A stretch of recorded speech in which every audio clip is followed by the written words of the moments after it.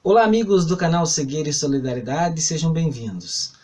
O que é ciência, afinal? É o título do livro escrito pelo filósofo britânico-australiano Alan Francis Chalmers, publicado no Brasil em fins do século XX. Embora pareça simples, a pergunta que intitula a obra é fruto de intensos estudos e reflexões, que levam uma infinidade de outros questionamentos, dentre eles: a ciência pode ser comparada à religião? Há uma hierarquia entre as disciplinas que compõem os quadros de estudos no meio científico? Admitir verdades científicas significa negar outras? A ciência é fruto de interesses humanos? O que é ciência, afinal? Neste momento, observando o olhar do governo atual sobre a ciência, esta vem sendo condicionada aos momentos e aos interesses da mesma forma. Seja para fazer pensar algo sobre um assunto, para deixar de financiar pesquisas sob alegações obscuras, para separar as áreas do conhecimento científico como se houvesse primazia de algumas sobre as demais, ou utilizar partes que interessam de determinada pesquisa científica. Nesta direção, principalmente em tempos sombrios como o que vivemos, o alerta consiste em não comparar ciência e religião. Na religião, nós temos verdades reveladas pela fé, pela crença. Na ciência, não temos uma verdade absoluta, e sim uma parte, que pode e que deve ser amplamente questionada. Embora hoje seja uma das características dos estudos a divisão do que chamamos de disciplinas, por outro lado, há uma relação de interdependência que pode ser explorada e trazer bons frutos ao trabalho científico de forma holística. A análise científica não conclui verdades absolutas, visto que muitas vezes o trabalho do cientista consiste em reescrever ou reexplicar algo já apresentado pela própria ciência, e que no futuro poderá ser novamente escrito ou questionado. Não obstante, é preciso cautela em relação ao uso da ciência frente aos interesses humanos. Vale mencionar que os campos de concentração da Alemanha nazista não seriam possíveis sem racionalidade científica. Talvez não se possa responder com precisão a pergunta de Chalmers sobre o que é ciência, mas estar atentos ao que ela não é pode ser um bom exercício neste momento em que fazemos novamente uma grande aposta na ciência para salvar vidas humanas. Muito obrigado, um grande abraço e até semana que vem.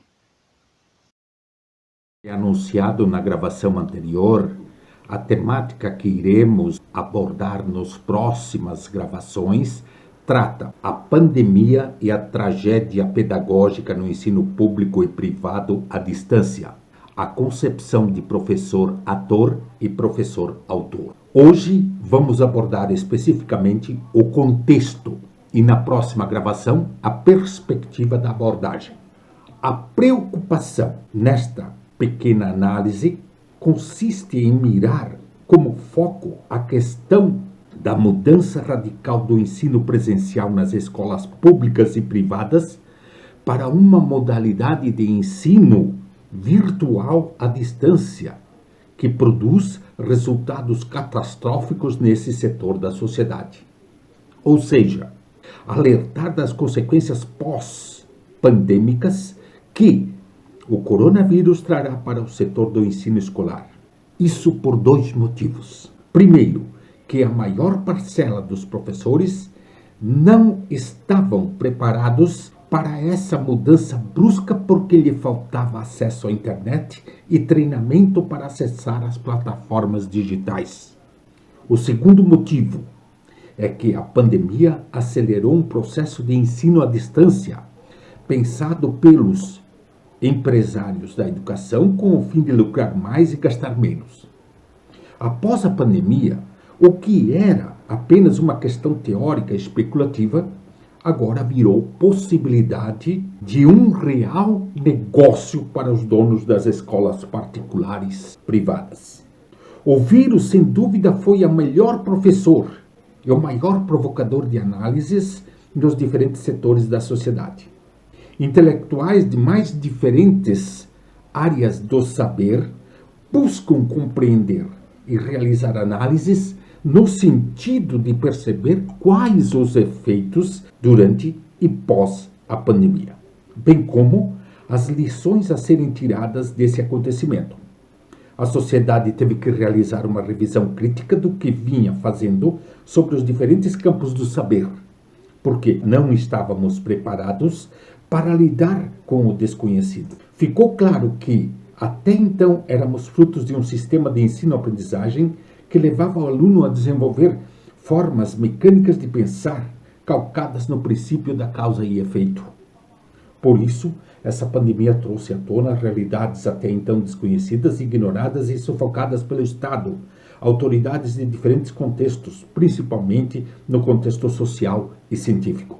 Uma dessa realidade é a humanidade rever as desigualdades socioeconômicas que gera a contradição entre pobres e ricos, criando uma situação de desumanização, onde muitos indivíduos no planeta são afetados. O sistema de produção, com ideologias diferentes, tem de levar em conta, nas sociedades, a promoção do bem-estar comum de todos os indivíduos no contexto regional e nacional, em que funcionam para que, de fato, a maioria tenha acesso às coisas que necessitam para viver com dignidade, isto é, superar as condições desumanas de vida da maioria e viver com dignidade. Isso só será possível com o compromisso político de um ensino voltado para a formação do pensar, para gerar consciência crítica no jovem, que vai comandar, num futuro próximo, os destinos da sociedade. Surge uma indagação: como o uso da tecnologia pode contribuir ou agravar as diferenças de uma classe que gera a desigualdade entre ricos e pobres? Dois pontos são fundamentais. A acessibilidade da tecnologia não é igual para todos, gerando uma distribuição desigual no uso digital dos artefatos tecnológicos avançados, que gera um modo, da mesma forma, desigual ao acesso à informação e ao conhecimento.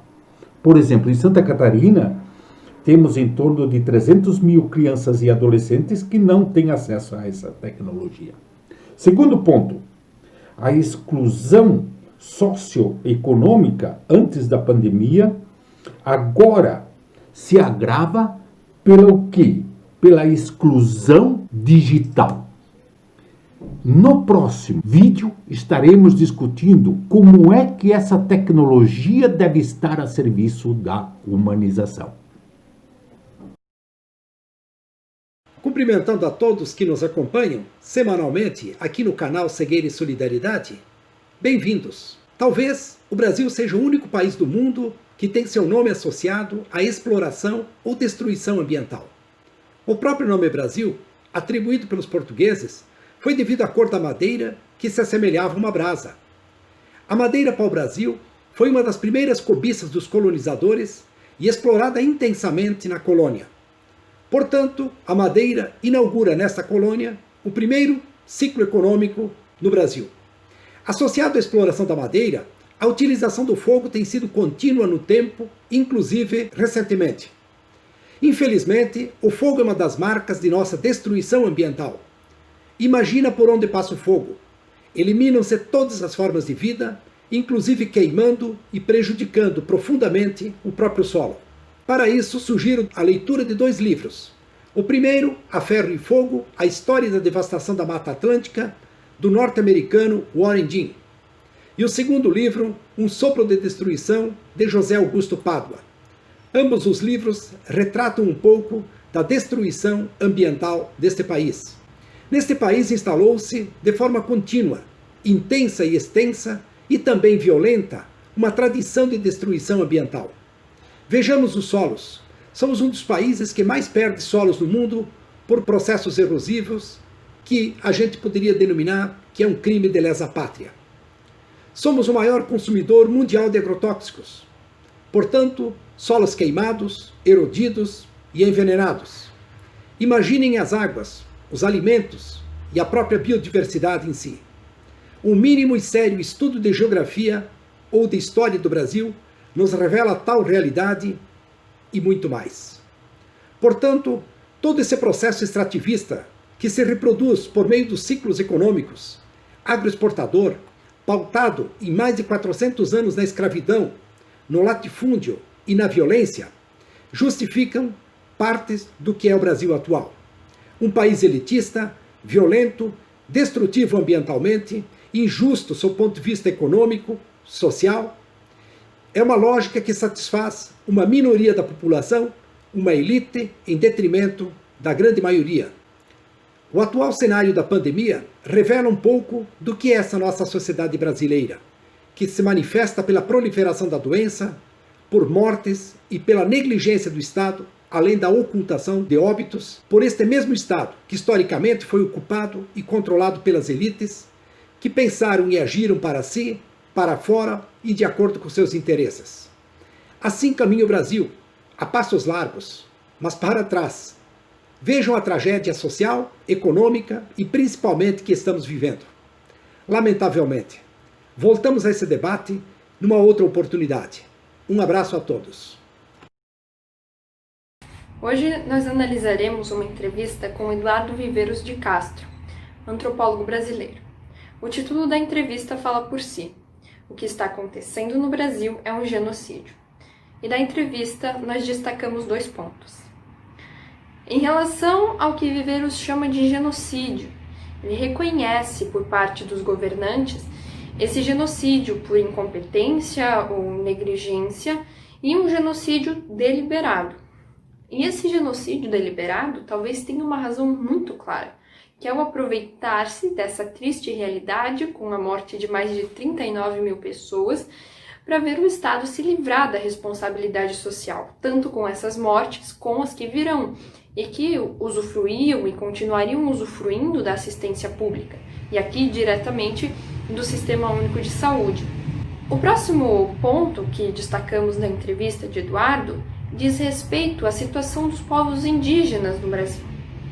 Segundo ele, a pandemia do coronavírus é também uma oportunidade para o governo, visto a devastação que pode causar aos povos indígenas, e tanto aos que possuem contato com as demais partes da sociedade, que possuem certa resistência às doenças que circulam no nosso meio, quanto a parcela que não possui esse contato e que, consequentemente, possui menor resistência imunológica.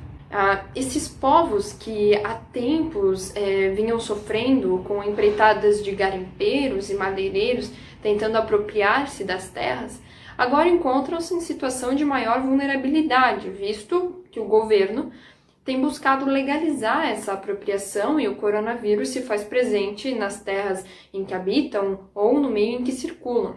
Esses povos, que desde a invasão portuguesa viram-se ameaçados e quase dizimados, agora enfrentam, sem respaldo algum de Estado, essa pandemia. E como se isso não fosse suficiente, ainda enfrentam um governo que presta um desserviço à sua sobrevivência. Mas essa última característica não é exclusiva aos povos indígenas. Viveiros de Castro admite que todos estamos submetidos a um Estado que não cumpre sua função social, com o qual é difícil de contar. E nós destacamos aqui a distinção que é feita entre o Estado, que responde a certos interesses e representa certos grupos, e entre o público, o comum, essa esfera da qual nós fazemos parte e onde podemos agir. Agir para que, se não somos protegidos por quem era suposto fazê-lo, ao menos protejamos uns aos outros. Olá, seja bem-vindo ao canal Cegueira e Solidariedade. Iniciemos nosso percurso reflexivo com uma frase do filósofo e cientista político camaronense Achille Mbembe, proferida em entrevista publicada no Brasil pela Folha de São Paulo em 30 de março de 2020. Nos diz o pensador: o sistema capitalista é baseado na distribuição desigual da oportunidade de viver e de morrer. Esta máxima é no mínimo incômoda e nos solicita compreender seus pressupostos ontológicos, políticos e econômicos, a partir dos quais se circunscrevem as condições de vida planetária na atualidade. Nesta direção, a pandemia do coronavírus, ao impor a desaceleração do modelo econômico de plena produção e consumo global vigente, permitiu a parcelas significativas de seres humanos, ao menos aqueles que ainda se prestam a fazer experiência com o pensamento, constatar os limites da economia política globalizada, Ou seja, de se dar conta de que a política e a economia foram sequestradas, sacralizadas, retiradas do uso comum, do cotidiano dos indivíduos e dos cidadãos. Foram privatizadas, circunstanciadas à gestão jurídica e administrativa dos corpos biológicos dos indivíduos, reduzidos a meros produtores, consumidores e reprodutores cotidianos dos dispositivos econométricos, que os aprisionam nesta lógica de funcionamento e consumo existencial.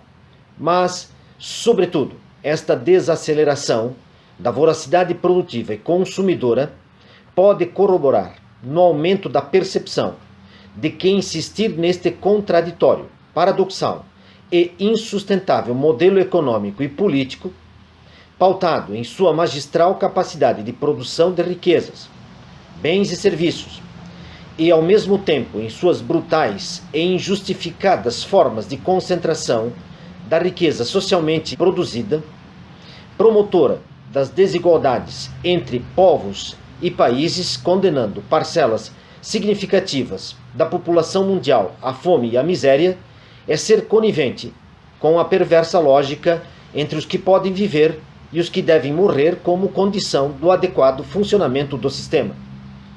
Esta pandemia, em toda sua dimensão trágica, implicada na perda de milhares de vidas humanas, pela ação direta do vírus, da vulnerabilidade social, da ausência de expectativa de renda, de desemprego, de violência doméstica, entre tantas outras formas de expressão da violência, pode se apresentar como uma das últimas oportunidades de compreensão da necessidade da ação individual e social na paralisação da máquina política e econômica do capital financeirizado global. De compreender que a tarefa urgente do nosso tempo devolver à política a forma da ação comum na constituição do espaço público como locus privilegiado de preservação comum dos bens comuns, que são comuns a todos os seres humanos em vida e cuja preservação estarão à disposição das gerações vindouras. Nesta mesma perspectiva, é preciso devolver a economia ao uso comum, à promoção da vida, da dignidade da vida humana. A origem da palavra moderna economia remete ao grego antigo, ao termo oikonomia, indicando as relações de produção que garantiam a manutenção e a promoção da vida. Devolver a economia ao uso comum implica no reposicionamento das relações que estabelecemos com a vida em sua diversidade e multiplicidade de formas. Implica em rever a relação de consumo e descartabilidade que estabelecemos conosco, com os outros, com o mundo. Mas a mais impactante das oportunidades que a tragicidade da pandemia nos permite compreender é que para devolver a política e a economia ao uso comum não é preciso um projeto de reforma social e econômica nacional e global, ou mesmo de que não é necessária a intervenção do Estado, tão exigido em sua condição mínima como agência do capital financeirizado global. Basta que cada ser humano se dê o direito de definitivamente desacelerar o ritmo de sua produção e de sua vontade de consumo. Basta que cada ser humano se dê o direito de usufruir um pouquinho mais do próprio e único tempo de vida que ainda lhe resta para conviver consigo mesmo, com os outros seres humanos, em praça pública, na constituição de uma economia política que zele pela afirmação e uso comum da vida e do mundo. Eis o desafio de um pensamento que se coloca diante de uma economia que vem. Olá, bem-vindos ao canal Cegueira e Solidariedade. A atual crise sanitária que amedronta e ameaça a saúde e a vida da sociedade humana neste planeta, ela deriva de uma inexistência, de uma ausência de simbiose entre os atos humanos e os bens naturais. Estamos sofrendo as consequências decorrentes dessa afronta, dessa ofensiva humana ao meio ambiente, como a pandemia decorrente do Covid-19, a poluição, as alterações climáticas, a flexibilização das leis ambientais, trabalhistas, a preponderância dos interesses econômicos em face aos sociais, aos ambientais. Por conta disso, eu penso que estamos chegando ao fim de um ciclo. Estamos chegando numa encruzilhada em que uma mudança se faz extremamente necessária. É como se estivéssemos sendo chamados ao debate. É como se estivéssemos sendo obrigados a nos posicionarmos diante do futuro da humanidade neste planeta. A dor, o prazer e a morte não são mais do que um processo da existência.